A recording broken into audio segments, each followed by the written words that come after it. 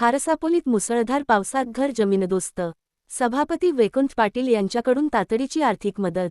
पेण तालुक्यातील खारसापोली येथे गेल्या 4 दिवसांच्या मुसळधार पावसामुळे मंगळवारी 7 जुलै रोजी सायंकाळी 5 वाजता राजेश उमाजी म्हात्रे यांचे घर कोसळले।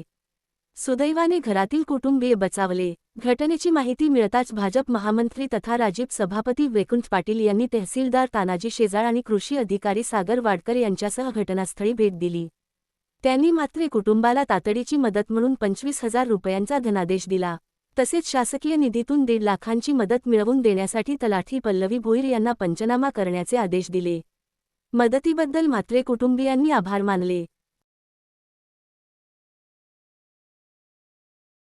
राजेश उमाजी म्हात्रे हे घर मालकाचं नाव आणि ही घटना घडल्यानंतर एक आसरा म्हणून कोण देईल तर प्रत्येकाच्या अख्ख्या गावातून प्रत्येक माणसाच्या तोंडात एकच शब्द होता की वैकुंठ दादाला फक्त फोन करा। फक्त जाण ठेवणारा एक व्यक्तिमत्व म्हणून वैकुंठ दादाच आहेत आणि ते धावून नक्कीच येतील, पण त्यांच्याशी कॉन्टॅक्ट होऊच शकला नाही। त्यांना सकाळी बातमी कळली, त्यावेळेला ते त्वरित इथे आले आणि प्रत्यक्ष त्यांनी पाहणी केली आणि एक गरीब बिचारा घर मालक आज त्याचा संसार पूर्णपणे वाऱ्यावर उद्ध्वस्त झालेला आहे। राहायचं कुठं आणि खायचं काय अशी परिस्थिती आली आहे आणि याच परिस्थितीत वैकुंठ पाटील यांनी 25,000ची त्यांना मदत केली आहे। त्याबद्दल संपूर्ण गावातर्फे मी त्यांचं खरोखर अभिनंदन करीन।